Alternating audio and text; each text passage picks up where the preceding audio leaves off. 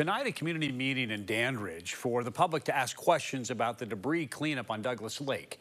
6 on Your Side reporter Dominic Webster was there, talked to several people, and joins us now live in the studio with more.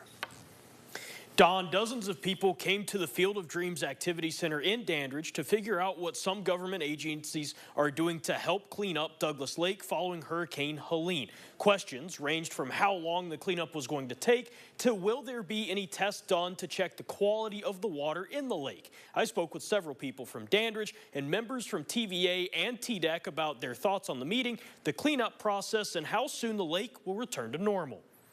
There's a multi-agency program, and it's everybody's playing an integral part in it, and they think they've got a pretty good handle on how they're going to get the cleanup done.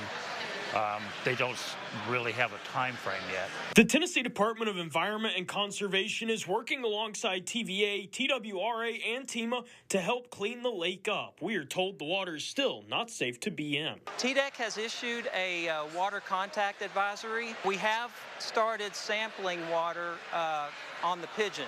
Some in attendance are concerned with the lack of information given out about the water quality and when or if the water will be tested. Lou Weiss, who lives on the lake, says he's done his own research prior to the meeting looking for answers. In 2 years, I could not find one test that's been on Douglas Lake. I think that's a major concern.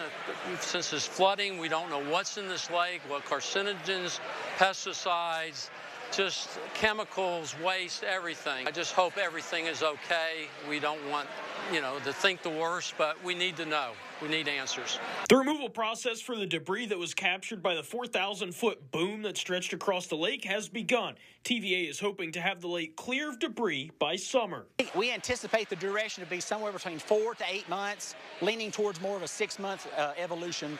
Obviously, it depends on the amount of scope that we see once we get out there. Rhett Bowling owns 2 businesses on Douglas Lake. He says he came to the meeting to see what could be done to help the cleanup efforts. We wanted to meet with these different agencies and say whatever we can use from our boat ramps, our marinas, our boat slips, whatever we can do to help be a platform to help speed this up and help get everybody's homes and lives back to normal, we want to do, because there's a lot of livelihoods based on this, property values of people.